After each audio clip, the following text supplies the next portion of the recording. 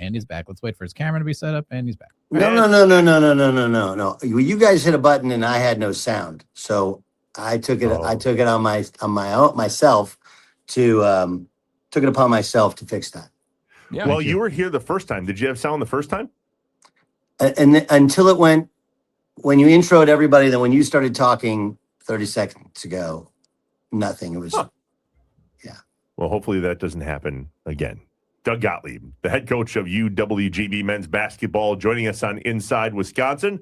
I feel like we miss out on some of the other fun things that we get to do on Tuesdays and Thursdays that I think you'd have fun input on. Yeah. So you were beautiful in describing NIL to us last week. On Tuesdays, we do a 2-word Tuesday. What 2 words would you use to describe the current college basketball structure and fifth year, senior, and all of it?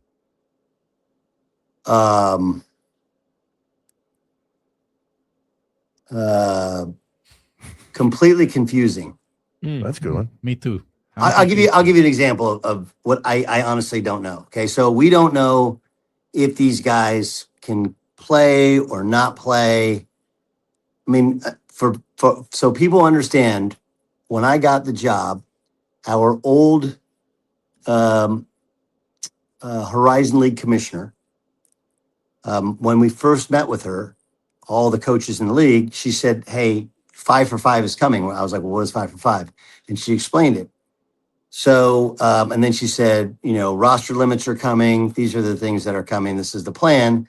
And Julie had come from the NCAA. So, and she was in compliance. So what was really cool was anytime you had a compliance question or an NCAA question, or you needed some help on an appeal or something like that, we have Cassie's amazing at what she does here, but we could actually call Julie, our commissioner, and she's like, let me call over to where I used to work and I'll help you out. Anyway, so fast forward to this year, or this past year, when we met, they were like, 5 for 5 is dead. Nobody wants it. Okay. Fast forward to January. And in January or early February, we had a call with the NCAA and a call with the league. No 5 for 5. Okay. That they're just trying to cut down on some of these waivers, but nobody wants 5 for 5. Then the president had his 1,000 points of light or whatever, somebody wrote up his, Save College Sports thing. And, like a couple months later in the middle of the summer, 5 for 5 passes. So I understand that there are people that'll sit there and go, hey, why can't these kids play a 5th year when all of the players who are currently in college play a 5th year? Here's where it's hard. Like, if you don't know and you're told it's not going to happen during the recruiting process, then you feel your roster. Yeah. So then if you add these players in, no one thinks of, what are you going to do with the freshmen? What are you doing with the freshmen? Because I'll just be honest with you, if Justin Allen comes back here, he can go and play. He's going to play a lot. Yeah. Okay. So and I have 14 dudes, so I have a spot. But it dramatically changes your roster, and even of the other guys, they're like, it's a dramatic change, and so you're rewarding people who bet on something that we were told wouldn't happen. It's very, very confusing. And then, so when it eventually does pass, the Congress thing right now, they punted till September. I don't know if it passes in time for this year. If it does, these guys likely won't play. We have to get something done in Congress just from this standpoint. Okay. As of right now, even if all these rules, they're voted on by the schools. Like there's no Trump who just goes like, this is what we're doing. Okay. That's not how it works. It's voted on. It's approved. But as of right now, seemingly every rule that gets approved, somebody goes and gets an injunction so they can go against it. You have to have the ability to have rules. You have to have the ability to have structure. Okay. And I'm not anti-lawyer, I'm not anti-player, but I'm anti everybody trying to kill any sort of structure and implementation of rules and boundaries and guidelines. Otherwise, it is anarchy. And it doesn't work long term. It's going to bleed out too many schools and it won't work for the greater good. Doug, in January of 2020, we lost Kobe Bryant tragically. A terrible helicopter crash, obviously, that killed him and his daughter and a handful of other people. He was a huge advocate for girls basketball, women's hoops. I have watched the WNBA in my lifetime catapult in the last 5 years, way more than it ever did the previous 30 years of my life. Yeah. Where is the WNBA at? Because they're in a better spot than they ever were, but they're also in a spot where you're like, some interesting stuff going on over there. Well, full disclosure, my daughter's best friend died in that helicopter accident, and my daughters had gone to school with Gigi and the other girls on there, and I never forget that Harper, who's currently, she's an equestrian now. At the time, she played so much. She played a little soccer or whatever. She's like, Dad, Gigi wants me to play on Team Mamba. She's like, what is Team Mamba? And I was like, told her it's, Mamba is, I tried to explain to her what her dad is, what her dad does. And she's like, yeah, I don't want to play with Gigi. She's too mean when she plays. She's the nicest person ever. Anyway, so very interesting. Where is the WNBA? I mean, I guess it's a win in that we're talking about it. We're talking about it 10 years ago like this. Not even close. Yeah, we're talking about it, but I don't think, I don't know. I don't know. I do know that there's it's a lot like politics where some things get blown out of proportion. It becomes nonsense, but a lot of it they have, like politics, they've done to themselves. Sure. Right. But I think I'm torn as to whether or not it's actually brilliant what feels like a sort of sexuality and race war brewing in the WNBA. Mm-hmm. That's what it feels like. I do have some people who have coached and do coach in that league, and that's kind of what it is. It's also an attention war. So like you have three different things, right? Where you have the battle for clout and attention, media, social media wise. You have all of these intersecting, sexuality battles, and then there is a race component to it, right? There just is. And I think what her name is, Johnny Carrington, like that made it pretty obvious what people think is going on, and it's going to turn off a lot of people. It just really is. Now, I don't think it turns off the core audience as much. And that's not, the core audience isn't me or you, but the core audience or more of the mainstream sports fan, I do think gets turned off by it. And what Caitlin Clark did was it took a league that was really was supported by some women, but a lot of LGBT plus Q. Like this was their league. Yep. And now you throw in, somebody who looks like the girl next door. And then you throw in Sophie Cunningham. You're like, this is great. Now everybody cares. And people do have an opinion on it, and they are watching the games. But I just don't know long term if that works, or I could be wrong, because like the WWE isn't really a sport, yet it's crazy popular. And I'm told it's popular because it's like a soap opera. And that's kind of what this is, right? This is like a reality show. And then the other part to it is, and I'm sure there's somebody who'll find a way to call me a sexist, but part of it is different because it's just women. Women take criticism far differently. Anytime if a man criticizes a woman, suddenly like you're a chauvinist, like, well, you want to be judged like other athletes. I got to be able to be critical of you just like other athletes. But again, it doesn't always work that way with women. They see and perceive and take feedback differently than the male brain does. And I think that's a big portion of it, because you have to think about it. They're just not built for this. It's not built for this level of attention. I actually, Trevor, I see a parallel in my first year in the WNBA, and here's what I mean. Look, it was rough around here, right? It wasn't just that we weren't winning; it was just the weight of everybody taking their pot shots. Mm-hmm. But I've experienced that before. Like I know you can fire off a tweet, you can say something on TV, you can say something on radio, it goes viral. It doesn't feel good, but you know that the news cycle will turn on and you'll be fine. And we just kind of move on. And it's all about your relationship with your bosses. Well, I mean, people around here weren't ready for LeBron to tweet about me and other people to take pot shots and all that other stuff. They weren't ready for the Doug Gottlieb show. They No, just weren't. no. Everybody, look, here's the deal. Everybody wants to be famous until you're famous. Yeah. And then you're like, this is not that fun. I don't want to be. You know?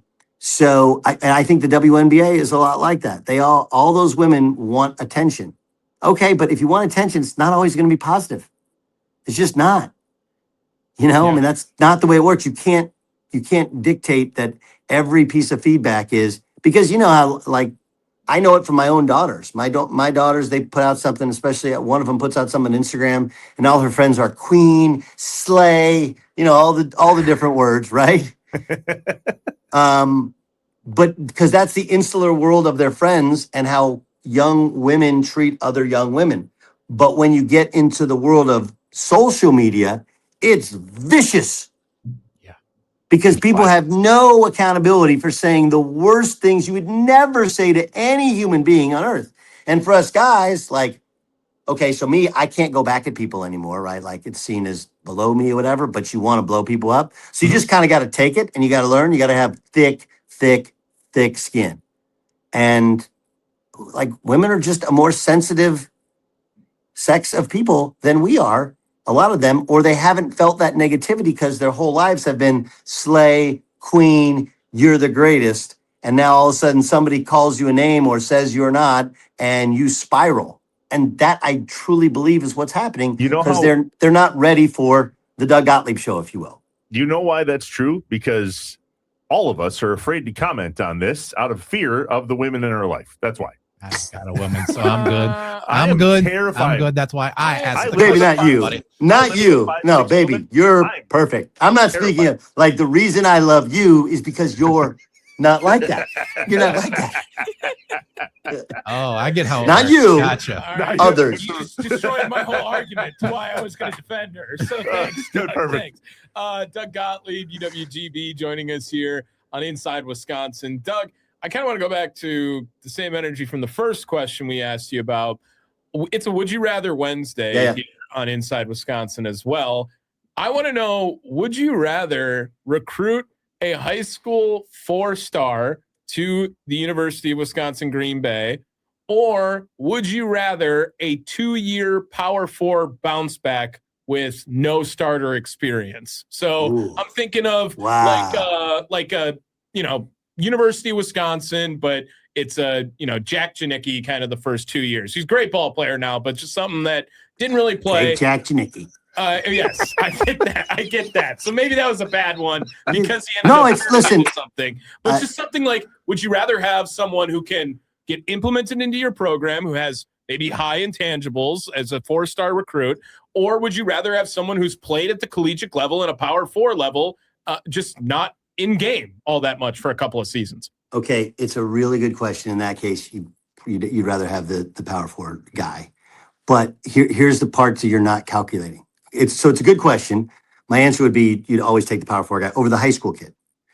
But if you really want to know how it works, okay, you have the high school kid, you have the junior college kid who's 2 to 3 years older, but even though they play junior college basketball, it's not college basketball, and it very much is program dependent based upon how they've been coached. Or then you have the international kid, or then you have the bounce back kid, right? And then you have the 4-star high school kid, but here's the next question. How old is he? You know, what I believe hurts a lot of the local kids is that Wisconsin generally doesn't have reclasses. In California, I graduated high school at 19 years old. I was one of the original reclasses. In California, I would say 80 to 85% of the kids that are recruitable Division I basketball players are reclasses. They're a year older. Then you factor in addition to being a year older, oftentimes they've had better strength training. Skill training is, again, it's case by case dependent, but strength training, so their bodies are more developed. Yeah, Doug, your first year, you talk about this all the time, how your first year team was boys playing against men. Correct. And so the high school kid is great. How long can you keep him? right? Can you do a 2-year contract? Can you do a 3-year contract with him? And then the big factor that you didn't say was, how much does it cost? Sure. Yeah. Because the high school kid generally does not cost very much. They're, again, it's case by case dependent. Really? A high school 4-star would cost less in your mind, you think, on average, than a 2-year bounce back? Yes. Wow. You said a high major bounce back. I don't think I know. Power I don't think I know. bounce back. I don't think I know. Okay. The most some of it's positional dependent, right? Bigs and point guards are generally the most valuable. But the second most valuable thing is Division I experience. Now, part of the Division I experience, okay, why didn't they play? Did they play because there's guys ahead of them that aren't that good? Did they play because they're a turd? Did they not play because, and even if they play,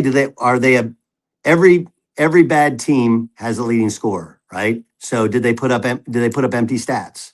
But a program like Wisconsin that I pointed out to my team yesterday, it was our first exhibition game, that beat Michigan on the road, beat Purdue on the road. Pretty good ball club. If you can be in Greg Gard's program, I mean, perfect example is the kid we played against last year at Buffalo. He didn't play as a freshman, played just a little bit at Wisconsin, and then he was at Buffalo, had an unbelievable year. Like, he kicked our butt. He was really, really good. And he barely took off the sweats at Wisconsin. Daniel Freitag? Yeah, Freitag. Yeah, Freitag, excuse me. Yeah. Yeah. And now Freitag's making big money somewhere else. Where did he go to Oregon State, I want to say? Well, there was a kid in the Horizon League that was the Horizon League Player of the Year, and I think he played in the Final Four last year. Who's that? What's his kid's name? Oh, yeah, that's Figueres. Yeah, Fulgaris. Yeah. But so, okay, Fulgaris was a foreign kid, right? First year, second year, Player of the Year in the league. Goes to Iowa. Doesn't start for Iowa, but has a great tournament run. Now I think he's at Louisville now. Oh. So, yeah, I mean, but we're talking about bounce backs. Bounce backs are, I came in with the mentality. My first year, we had one bounce back who he had no self-confidence. So that's one of the reasons that we are very tepid about pursuing bounce backs, just because if you haven't done it, you're like, well, you're not really experienced. Again, it's program dependent. If you play for Greg Gard, you can play, right? If you can play for Purdue, if you can play for Michigan, if you play for somebody we have a relationship with as well, so we really, really know. But some guys fall through the cracks, and not every coach is totally honest with the new coach who's going to recruit him, because you're just trying to find your guy a spot so that you don't have to worry about it anymore, because you do care about the kid, but you got to get him off your roster and you got to get him out of the portal. Doug Gottlieb on Inside Wisconsin. DG, you said you have a heart out, bud, so I want to get to one more before you go. Thursdays are good news, bad news Thursdays. So the state of the UWGB men's basketball program, the good news and the bad news. Okay. Oh, you want the good news? Yeah, I want your good news and your bad news. I would say the good news is that,